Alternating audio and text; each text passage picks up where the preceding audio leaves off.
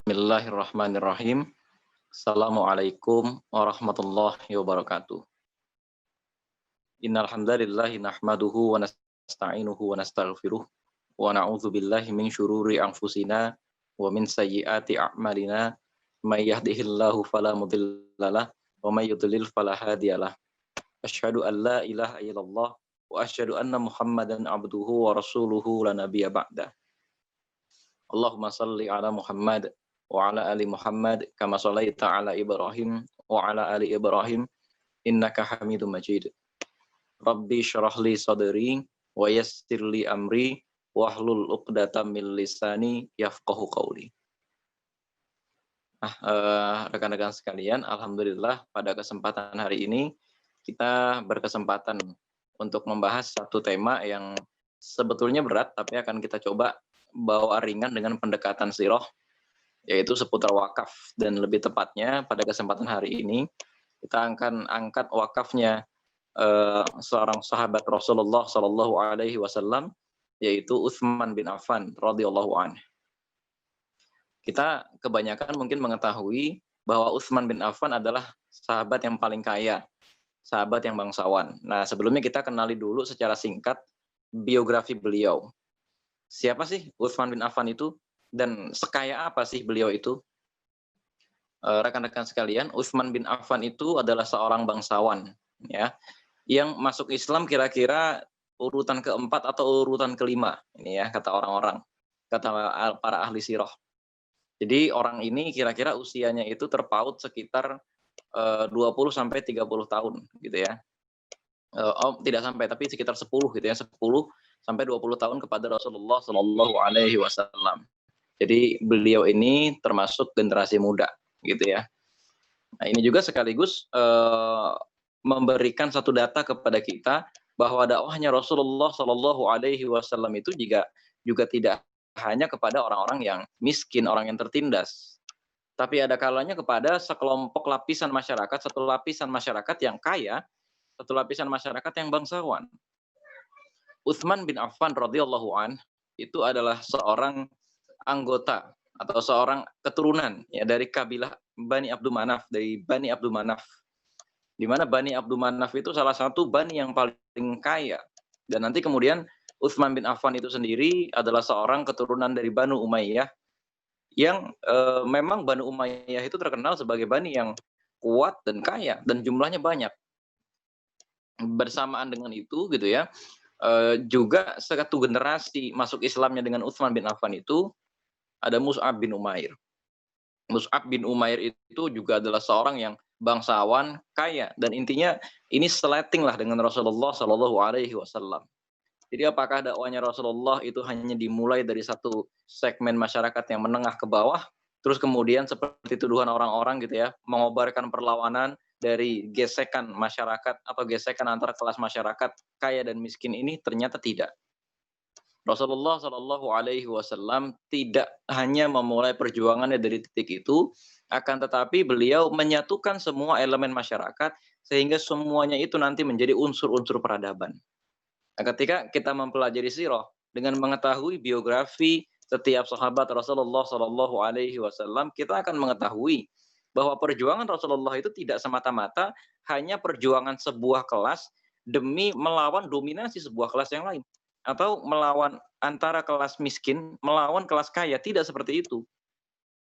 Karena di antara orang-orang kaya Quraisy juga ada orang-orang kaya yang fair, ada orang-orang kaya yang masih memegang adab dan akhlak, etika bisnis gitu ya dalam bahasa sederhananya kalau zaman kita sekarang, dan mereka itu tidak menjadi sasaran kebencian dari masyarakat.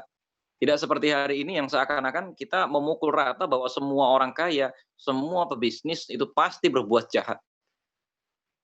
Untuk menggambarkan siapa sosok Utsman bin Affan ini, rekan-rekan sekalian, ada satu pembesar Quraisy yang saat itu menjadi kepala Banu Abdi Manaf ya.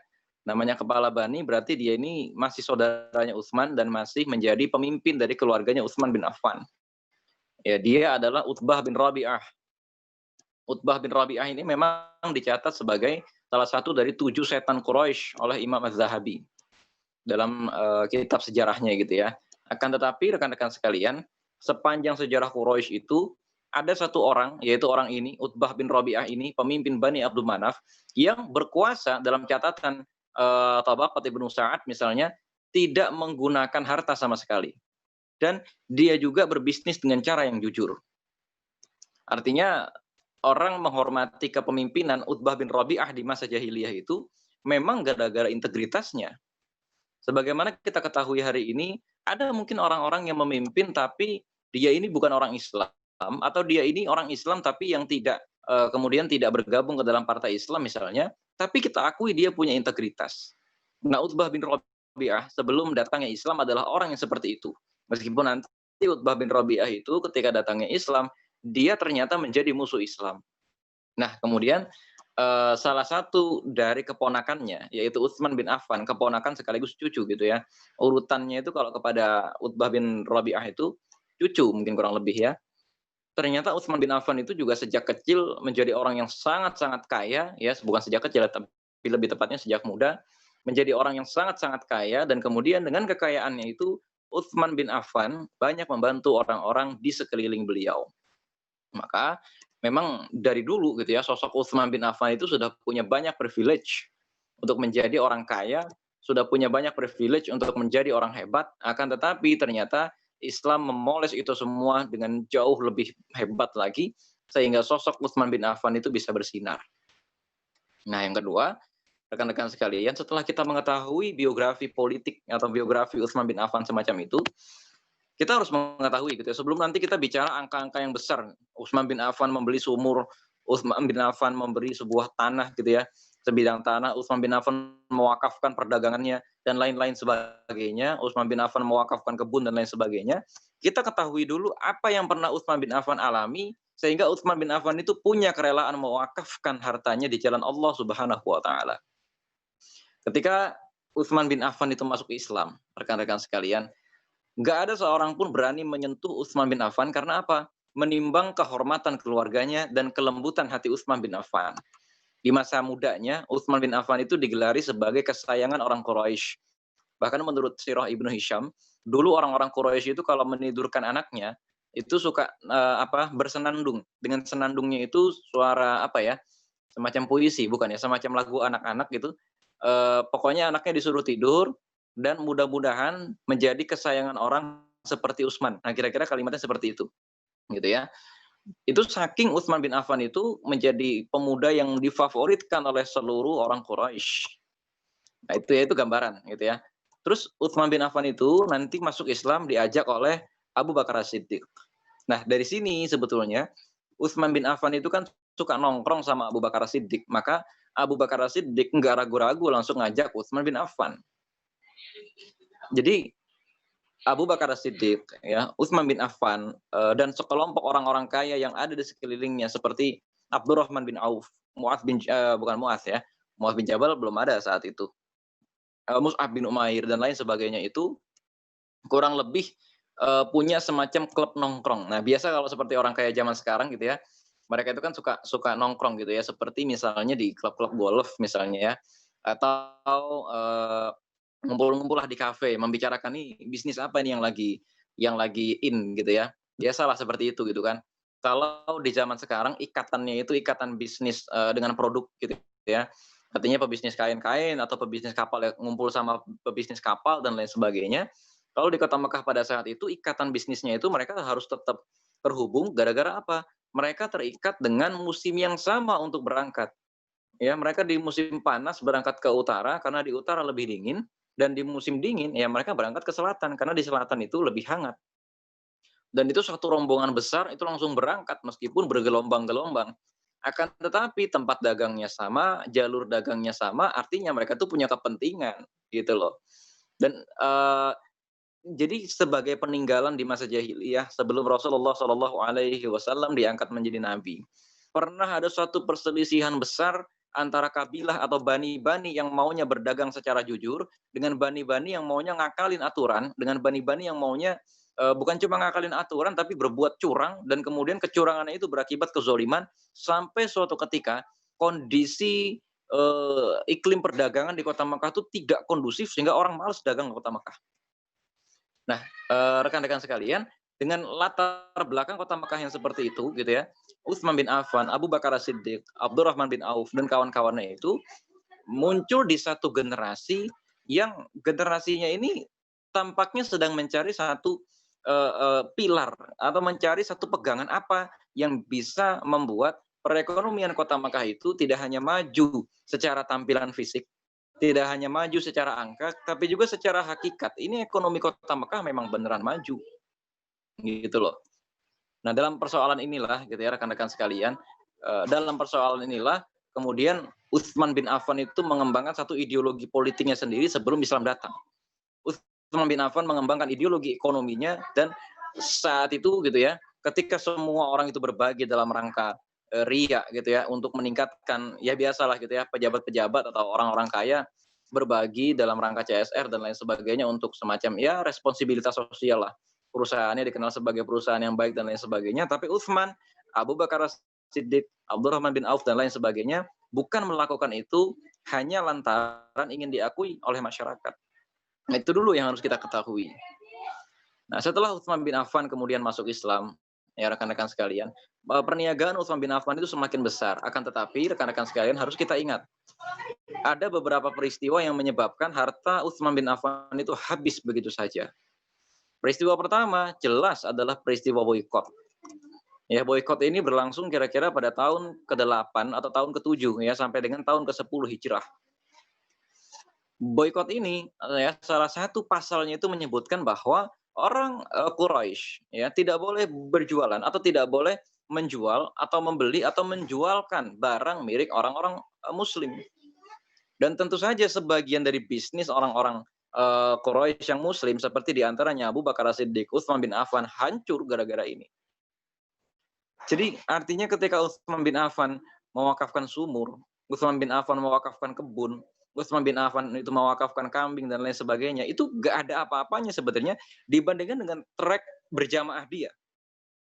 Makanya sebetulnya ketika ada orang susah wakaf atau misalnya ada orang yang dia jadi wakaf masih entar-entar dan lain sebagainya. Ini perkaranya itu bukan dia merasa miskin atau bagaimana, tapi ikatan dia dengan jamaah itu dia bagaimana. Sebelum ada cerita mengenai Utsman bin Affan wakaf sumur, Utsman bin Affan wakaf kebun dan lain sebagainya. Ini ada cerita panjang sekali mengenai trek Utsman bin Affan bersama dengan jamaah yang sedang dibangun oleh Rasulullah Shallallahu Alaihi Wasallam. Itu dulu titik tekannya. Jadi peristiwa pertamanya adalah ketika Utsman bin Affan radhiyallahu an kena boikot bersama dengan orang-orang yang lain.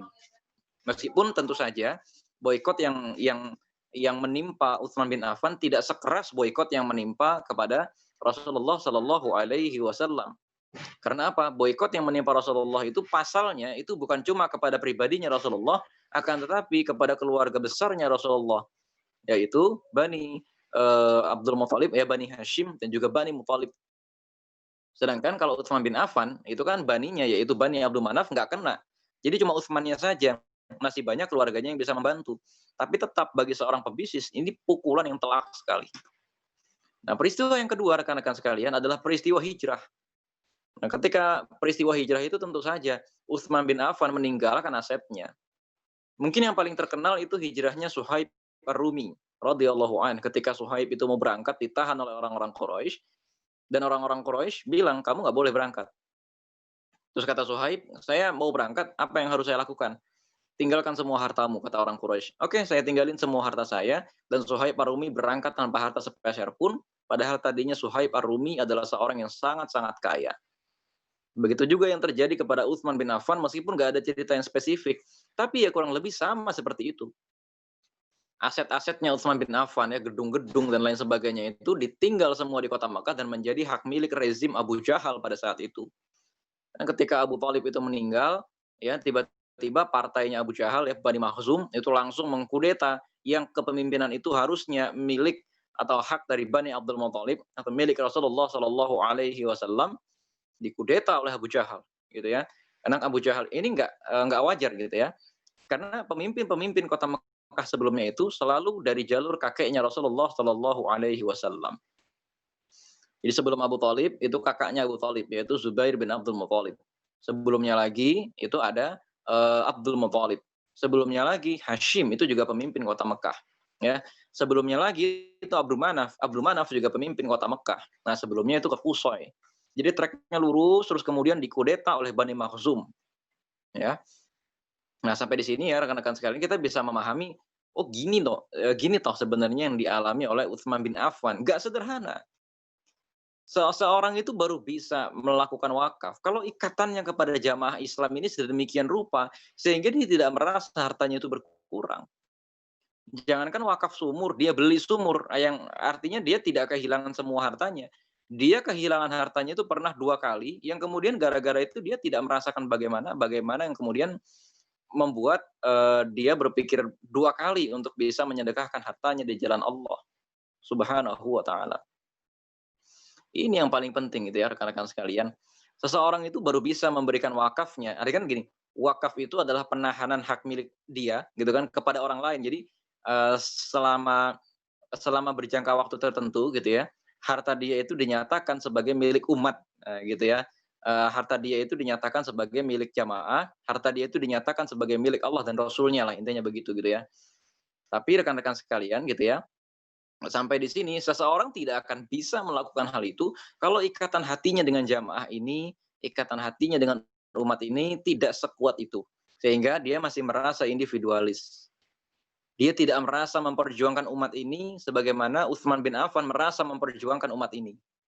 Dia tidak merasa mencintai umat ini sebagaimana Utsman bin Affan mencintai umat ini. Dia tidak merasa butuh membantu umat ini atau dia tidak merasa umat ini butuh bantuan dia, gitu loh. Sebagaimana Utsman bin Affan barangkali gitu ya levelnya jauh di atas kita gitu kan. Utsman bin Affan itu merasa betul bahwa umat itu butuh bantuan dan dia juga butuh wakaf karena apa? Dia butuh pahala yang besar. Nah, sampai di sini gitu ya, kita bisa memahami apa motifnya Utsman bin Affan dengan melihat track bagaimana kedekatan antara Utsman bin Affan dengan agama ini. Kedekatan antara Utsman bin Affan dengan Islam, dengan umat Islam, dengan Rasulullah Shallallahu alaihi wasallam. Nah, rekan-rekan sekalian, kemudian cerita ini kita skip gitu ya. Pindahlah kemudian Utsman bin Affan itu ke kota Madinah. Di kota Madinah bersama dengan istrinya yaitu Ruqayyah gitu ya pada saat itu. Ruqayyah ini adalah putrinya Rasulullah Shallallahu alaihi wasallam.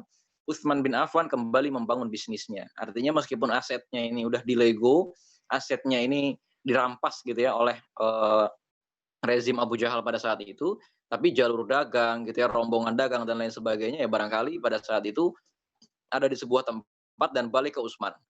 Utsman cepat bekerja keras sehingga asetnya dengan cepat pulih di kota Madinah gitu ya.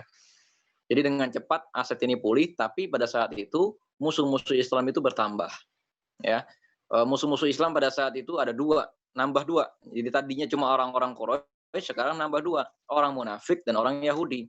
Ketika Utsman bin Affan serta seluruh orang-orang muslim pada saat itu datang ke kota Madinah, ternyata rekan-rekan sekalian, modal, sumber daya alam dan sumber daya manusia pada saat itu dikuasai oleh orang-orang Yahudi. Karena cerita latar belakangnya itu, orang-orang Yahudi itu memang berhasil mendominasi perekonomian di kota Madinah dengan membuat pasar dan mengkapitalisasi tanahnya sendiri yang lebih subur dan punya sumber air yang lebih jernih. Jadi jangan dibayangkan kondisinya seperti di Indonesia yang air di mana-mana asal gali aja bening gitu ya, apalagi di Pulau Jawa. Bayangkan misalnya kita itu seperti berada di daerah-daerah yang sulit air seperti di Nusa Tenggara atau seperti di pantai. Tidak semua tanah begitu digali airnya bening. Ya, tapi ada juga begitu digali airnya asin. Nah, ini yang kemudian terjadi di kota Madinah. Begitu digali keruh, begitu digali hitam airnya, begitu digali airnya asin dan lain sebagainya. Ternyata ada satu sumur yang saat itu jernih, bersih gitu ya. Tapi sumur itu punya orang Yahudi. Nah, masalahnya adalah ketika awal-awal kaum muhajirin itu datang ke kota Madinah, mereka ini kan nggak punya harta. Air saat itu dikapitalisasi. Ya kalau kita gampangnya sekarang dia punya PT ini orang-orang Yahudi ini ya. Orang Yahudi ini punya PT, air itu diember-emberin. Jadi per ember berapa begitu loh. Kalaupun nggak ember, sistemnya pada saat itu waktu. Jadi sewa waktu. Saya nyewa sumur ini per waktu sekian. Nah, per waktu itu dibayar dan itu harganya cukup mahal. Dan itu sangat memukul perekonomian kaum Ansor. Apalagi bertambahnya kebutuhan air. Bayangkan misalnya datang sekitar 600 ya, menurut data dari Munir Ghotban gitu ya, Syekh Munir Ghotban dalam bukunya Manhaj Syaraki atau juga dalam Futuhul Buldan Al-Balathuri. itu dicatat sekitar 600 sampai 1.000 orang itu hijrah. Dibayangkan kalau satu orang itu kira-kira butuh sekitar 2 liter atau 3 liter air untuk minum setiap hari, itu saja sudah 3.000 liter yang dibutuhkan tambahan air. Bayangkan berapa banyak uang yang harus dikeluarkan. Dan itu tidak hanya untuk minum, ada untuk mandi, minum unta dan lain sebagainya, menyiram tanaman dan lain sebagainya. Dan itu tentu saja tidak cukup lagi biaya yang didatangkan atau yang diperoleh oleh kaum Ansor. Ketika Rasulullah Shallallahu Alaihi Wasallam sebagai pemimpin tertinggi negara Islam pada saat itu melelang sumur ini. Jadi sistemnya itu lelang. Nih siapa yang mau bayarin sumur ini, gitu ya? Insya Allah jaminannya surga. Ya pemerintah pada saat itu atau Rasulullah Shallallahu Alaihi Wasallam tidak bisa menjanjikan apapun selain surga. Nggak bisa. Tapi ikatan antara Utsman bin Affan dengan agama ini, ikatan antara Utsman bin Affan dengan jamaah ini, ikatan yang tidak terkirakan besarnya antara Utsman bin Affan dengan sang qiyadah yaitu Rasulullah Shallallahu Alaihi Wasallam, ikatan beliau dengan sang murabbi yaitu Rasulullah Shallallahu Alaihi Wasallam tidak bisa digambarkan dengan apapun. Seseorang itu tidak akan bisa berwakaf kalau ikatannya dengan agama ini sekedar saja. Sekedar ngaji, cuma sekedar biar ngecas aja deh seminggu sekali, ya biar minimal mah nggak kering-kering banget lah. Susah itu wakafnya nanti. Ya kita mah kerja di jamaah biasa aja lah, nggak usah yang terlalu ngoyo dan lain sebagainya. Ini orang kalau disuruh berkorban pasti susah. Rahasianya Utsman bin Affan bukan terletak kepada kekayaan yang sangat besar, enggak.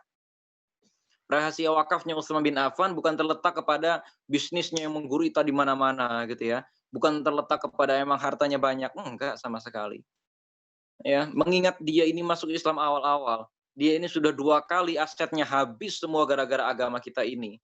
Mengingat dia itu bahkan kedudukannya sedemikian rupa menjadi menantunya Rasulullah Shallallahu Alaihi Wasallam. Sudah tentu kita ketahui bahwa bukan masalah kekayaannya ini semua.